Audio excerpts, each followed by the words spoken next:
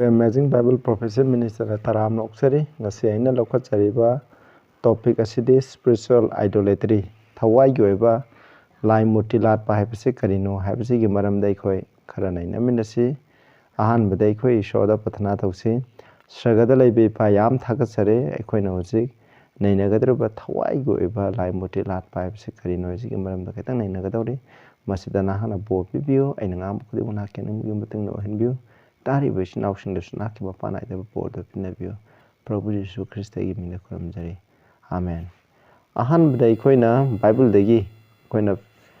Lai Mutila Pipes, some like Kangzi, a some necessary now sing, the Coin of Bible detection as in a Coina Yang Bio, Aduga, Numpabi, Exodus 22nd commandment, Anishubayatang, Yatang Taragi, Anishubayatang, the Ishon High. Exodus 24:5, the Ecoina. Lai muti haga saroi aduga any sargada natraga malem prithibida leireba thawai pamba jiba misag oigara put asiga manana saktam amda saraga ikhoina saroidabani mokoida khurumba su yade aduga mokoi bu seba tawsu yade haibasine maramdi ishorde yamna mi hokchauba ishoni aduna mapa degi saron ahum mari shuba phawba mapa puna tawba phattaba papto adugi Mahaido, Saron, Ahum Marishu Pauba, Equina Pangali Heaven, Vasidai. Madam de Aina, Mapaduna Yam, Pataba Papi,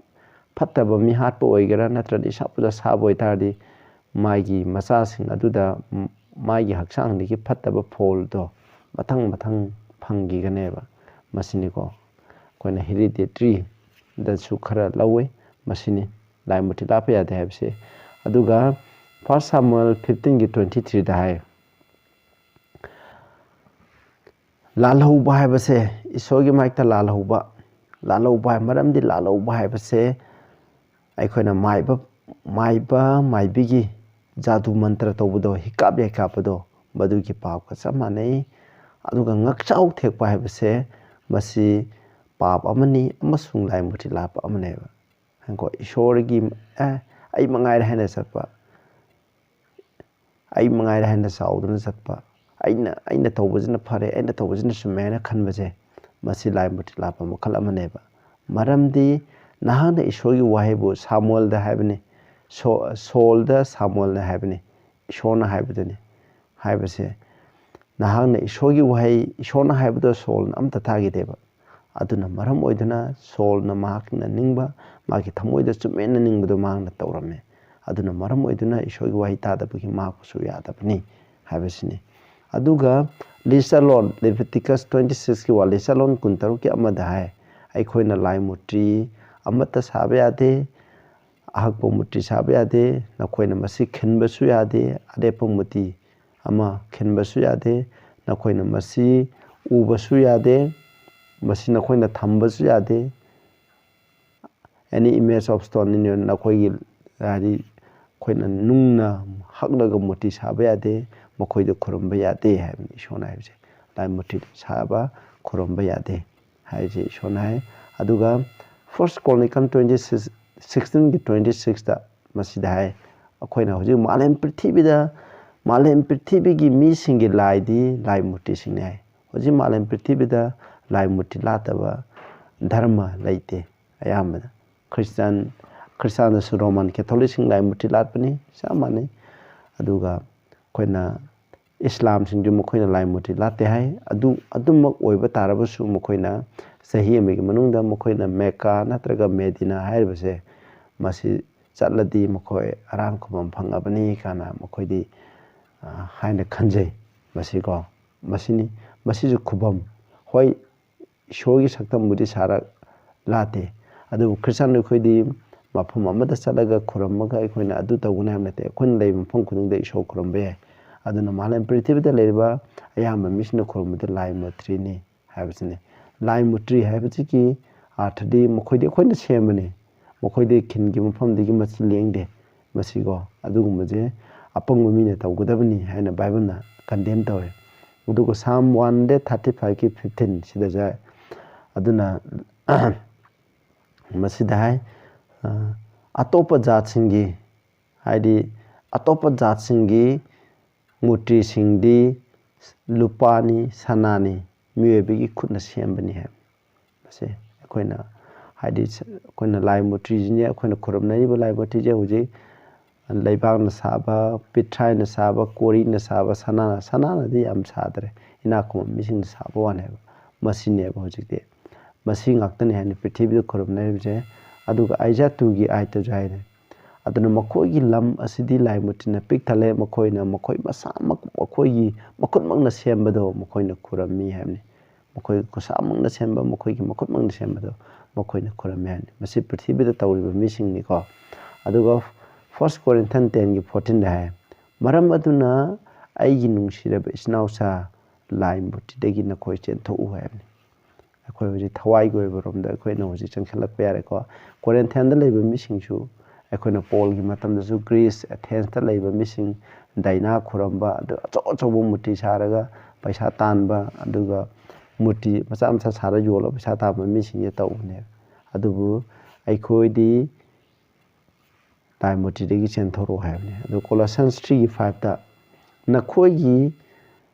nakhoi gi hakchang gi kayat sing ado khoi prithvi da leiba khoi hakchang gi kayat sing ado mangalu haibne ada madudi kari no hakanda akoina hakchang ya pambasing haibdi aduna oktabasing sengdabasing andodene inordinate affection hai maram sadanu siba phattaba wakal khanba mihauba hai ko wishes idolatry hai aduna mihauba haibse ishogi mengda lai muti latpa amaneba kalakpa mihauba je mase spiritual idolatry ni thawai goiba lai muti amaneba se aduga aikoina 1 John 5:21 hai little children keep yourself from idol nakoi lai muti dagi nakoi lai thokcharo nakoi na samo lai muti dagi nakoi kan thokso haidi lai muti khorom gnu hai koina huji khara yeng khara pa khara bible gi verse asida kari gi damo ishona akoi miyobe gi khurmang na semba lai muti singa se khorom gnu haibse kari gnu hai maramdi koina thawai gi rom da sangte maramdi koina lai muti asabado ai samuso hana angang wari matamda koina Christian dharma laudring matamda koina duga basai matamda gumba moigi panthoibi natraga durga gi picture amdo saraga koina dol masa ama saraga koina yumda thamaga duk thamai tharaga koina lai ni kana khurumjaba ko sigumba yam tawrome pangni matamda hujikta khalakko matamda yam pangni haina khalamme udugumdo yam tawrame maramdi akhoi gi puning wakal se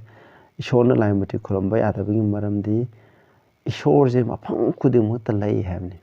mahak se asaba muti sina motion ba yade habsini masina number 1 point ani shubha matamda aikoina ahingba ishorama lai habigi saki numit tha thawamsa aduga khoi gi khutsem prakriti da lai ba masina ullaire adugumba ishodo khurumba gi mutta aikoina semba muti aduda khurumbaga ahingba ishoma lai habdo kautho haleba saitana muti sing asigi mapana aikoi gi pungning je ahingba ishodagi atoporomda tangpan buiba miyoibena semba duda pungning je lai tho haleba asina maram moithana aikoina lai muti je khurumgono haibne sidena sons and daughters of God ishogi masana paching haiba lyric asigi page 56 da sumna haiko aikoina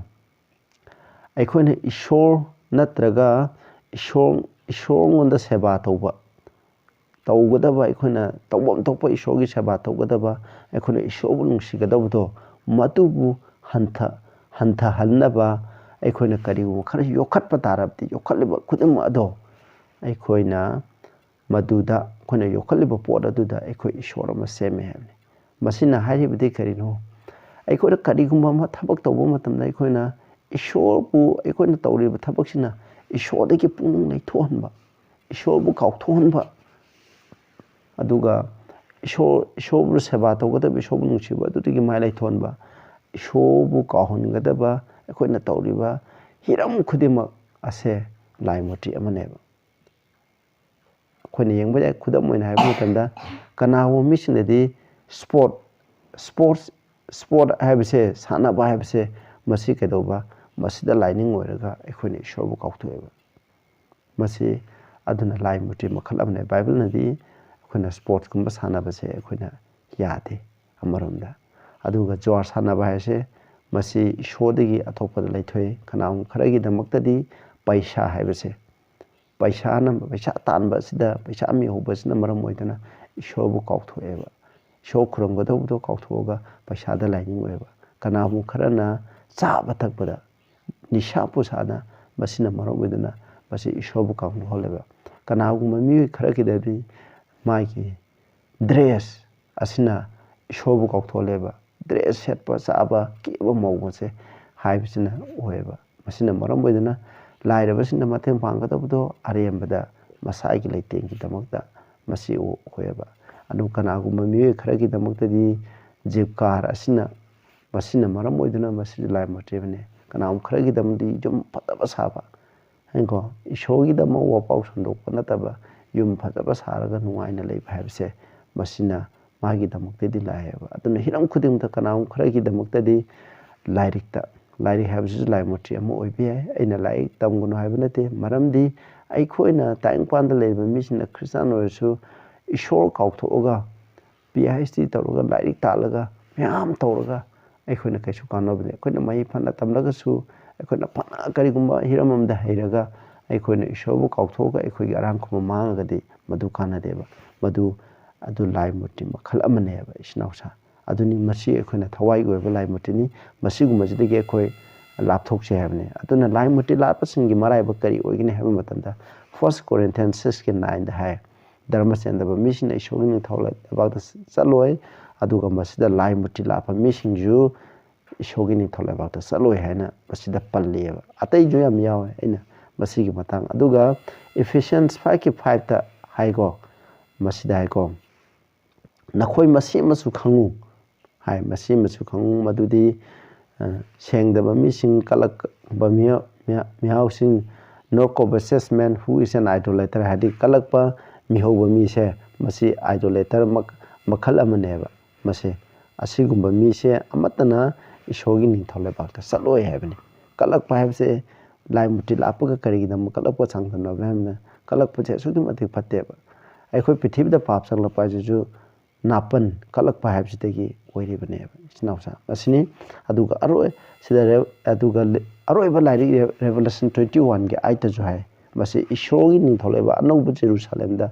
ꯆꯪꯂꯣꯏꯗꯕ ꯃꯤꯁꯤꯡ ꯑꯁꯤꯒꯤ ꯃꯅꯨꯡꯗ ꯂꯥꯏ ꯃꯨꯔꯇꯤ ꯂꯥꯠꯄꯁꯤꯡ ꯑꯁꯤꯁꯨ ꯌꯥꯎꯔꯤꯑꯕ ꯃꯁꯤ ꯊꯋꯥꯏꯒꯤ ꯑꯣꯏꯕꯁꯨ ꯌꯥꯏ ꯑꯗꯨꯒ ꯇꯥꯏꯪꯄꯥꯟꯕꯒꯤ ꯑꯣꯏꯕ ꯑꯩꯈꯣꯏꯅ ꯍꯧꯖꯤꯛ ꯑꯁꯦꯡꯕ ꯂꯥꯏ ꯃꯨꯔꯇꯤ ꯑꯁꯥꯕꯁꯦ ꯃꯁꯤ ꯈꯨꯔꯨꯝꯕ ꯃꯤꯁꯨ ꯊꯋꯥꯏꯒꯤ ꯑꯣꯏꯅ ꯂꯥꯏ ꯃꯨꯔꯇꯤ ꯂꯥꯠꯄꯁꯤꯡꯗꯣ ꯃꯗꯨꯁꯨ ꯆꯜꯂꯨ ꯍꯥꯏ ꯑꯗꯨꯒ Revelation 22:15ꯗꯁꯨ ꯍꯥꯏꯁꯦ ꯃꯁꯤꯒꯤ ꯃꯄꯥꯟꯗ ꯍꯨꯏꯁꯤꯡ ꯍꯥꯏꯕꯗꯤ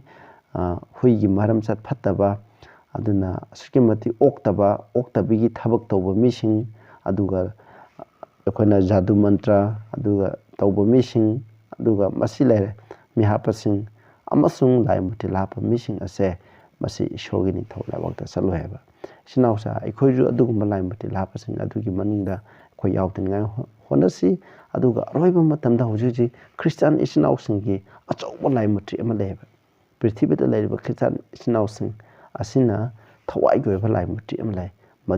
ꯃꯗꯨꯗꯤ ꯀꯔꯤꯅꯣ ꯍꯥꯏꯕꯗ ꯏꯁꯣꯔꯅ ꯑꯩꯈꯣꯏꯅ ꯁꯦꯡꯅ ꯉꯥꯛꯀꯗꯕ ꯅꯨꯃꯤꯠꯁꯦ ꯕꯥꯏꯕꯜꯅ Exodus 20:8-11 ꯇꯦꯛꯁ ꯃꯌꯥꯝ ꯂꯩꯈ꯭ꯔꯦ ꯃꯁꯤꯅ ꯍꯥꯏꯕꯒꯤ ꯃꯇꯨꯡꯗ 3ꯔꯤꯅꯤ ꯁꯨꯕ ꯅꯨꯃꯤꯠ ꯑꯁꯦ ꯑꯩꯈꯣꯏꯅ ꯁꯦꯡꯅ ꯉꯥꯛꯎ ꯃꯄꯨ ꯏꯕꯨꯡꯉꯣ ꯑꯗꯨ ꯃꯍꯥꯛ ꯃꯁꯥꯃꯛꯅꯁꯨ Isaiah 58 ꯍꯥꯏꯕꯒꯤ ꯃꯇꯨꯡꯗ ꯃꯁꯤ ꯑꯩꯒꯤ ꯑꯁꯦꯡꯕ ꯅꯨꯃꯤꯠ ꯍꯥꯏꯅ ꯀꯧꯋꯦꯕ ꯏꯁꯣꯔꯅ ꯄꯣꯛꯄꯤꯕ ꯏꯁꯣꯔꯅ ꯄꯣꯊꯥꯕꯤꯕ ꯅꯨꯃꯤꯠ ꯑꯃꯅꯦꯕ ꯑꯗꯨꯕꯨ ꯈ꯭ꯔꯤꯁꯇꯥꯟ ꯄ꯭ꯔꯤꯊꯤꯕꯤꯗ ꯂꯩꯕ ꯄꯨꯝꯅꯃꯛꯅ ꯃꯁꯤ ꯀꯥꯎꯊꯣꯛꯑꯒ 3ꯔꯤꯅꯤ ꯁꯨꯕ ꯊꯥꯡꯖ ꯅꯨꯃꯤꯠ ꯁꯦꯡꯅ ꯉꯥꯛꯀꯗꯕꯁꯦ ꯀꯥꯎꯊꯣꯛꯑꯒ ꯔꯣꯃꯥꯟ ꯀꯦꯊꯣꯂꯤꯛꯅ ꯁꯦꯝꯕ ꯅꯣꯡꯃꯥꯏꯖꯤꯡ ꯅꯨꯃꯤꯠ ꯍꯥꯏꯗꯤ ꯅꯨꯃꯤꯠ ꯍꯥꯏꯕꯁꯦ ꯈꯨꯔꯨꯝꯕ ꯅꯨꯃꯤꯠꯁꯦ ꯂꯥꯏꯅꯤꯡ ꯈꯨꯔꯨꯝꯕ ꯖꯥꯠꯁꯤꯡꯗꯒꯤ ꯄꯨꯁꯤꯜꯂꯛꯄ ꯅꯣꯡꯃꯥꯏꯖꯤꯡ ꯅꯨꯃꯤꯠ ꯑꯁꯦ ꯕꯥꯏꯕꯜꯗ ꯃꯁꯤ ꯉꯥꯛꯎ ꯍꯥꯏꯕꯁꯦ ꯌꯥꯎꯗꯦ ꯃꯁꯤ ꯁꯦꯡꯉꯦ ꯍꯥꯏꯅꯁꯨ ꯌꯥꯎꯗꯦ ꯃꯁꯤ ꯑꯣꯏꯅ ꯃꯁꯤꯅ ꯑꯁꯦꯡꯕ ꯈ꯭ꯔꯤꯁꯇꯥꯟꯒꯤ ꯁꯕꯥꯅꯤ ꯈꯜꯂꯒ ꯏꯁꯣꯔꯅ ꯄꯤꯈ꯭ꯔꯕ ꯌꯥꯊꯪ 4ꯁꯨꯕ ꯌꯥꯊꯪ ꯑꯁꯦ ꯈꯣꯡꯅꯦꯠꯅꯔꯒ ꯏꯜꯂꯤꯕ ꯃꯤꯁꯤꯡꯁꯦ ꯃꯁꯤꯁꯨ ꯑꯆꯧꯕ ꯂꯥꯏ ꯃꯨꯔꯇꯤ ꯑꯃꯅꯦꯕ ꯏꯆꯤꯟꯅꯥꯎꯁꯥ ꯑꯗꯨꯅ ꯍꯥꯏꯔꯤꯕꯁꯤꯡ ꯑꯁꯤꯗꯒꯤ ꯑꯩꯈꯣꯏ ꯊꯣꯛꯂꯛꯁꯤ ꯃꯗꯨ ꯅꯠꯇꯕ ꯇꯥꯔꯒꯗꯤ ꯑꯩꯈꯣꯏ ꯑꯔꯣꯏꯕ ꯃꯇꯝꯗ ꯏꯁꯣꯔꯒꯤ ꯅꯤꯡꯊꯧ ꯂꯩꯕꯥꯛꯇ ꯆꯠꯄ ꯉꯝꯃꯣꯏ ꯍꯥꯏꯕꯁꯤꯅꯦꯕ ꯇꯥꯔꯤꯕ ꯃꯤꯄꯨꯝ ꯈꯨꯗꯤꯡꯃꯛꯇ ꯏꯁꯣꯔꯅ ꯕꯣꯔ ꯄꯤꯕ ꯑꯣꯏꯁꯅꯨ ꯄ꯭ꯔꯊꯅꯥ ꯇꯧꯁꯤ ꯁ꯭ꯋꯔꯒꯗ ꯂꯩꯕ ꯏꯄꯥ ꯏꯁꯣꯔ ꯊꯋꯥꯏꯒꯤ ꯑꯣꯏꯕ ꯂꯥꯏ ꯃꯨꯔꯇꯤ ꯍꯥꯏꯕꯁꯤꯡ ꯃꯔꯝꯗ ꯈꯤꯇꯪ ꯅꯩꯅꯈ꯭ꯔꯦ ꯑꯩꯈꯣꯏꯅ ꯅꯩꯅꯈ꯭ꯔꯕ ꯇꯥꯈ꯭ꯔꯕ ꯈꯨꯗꯤꯡꯃꯛ ꯑꯁꯦ ꯐꯖꯅ ꯂꯧꯁꯤꯟꯗꯨꯅ ꯑꯆꯨꯝꯕ ꯑꯁꯤꯒꯤ ꯃꯇꯨꯡ ꯏꯟꯅ ꯆꯠꯄ ꯉꯝꯍꯟꯕꯤꯌꯨ ꯄ꯭ꯔꯚꯨ ꯖꯤꯁꯨꯒꯤ ꯃꯤꯡꯗ ꯈꯨꯔꯨꯝꯖꯔꯤ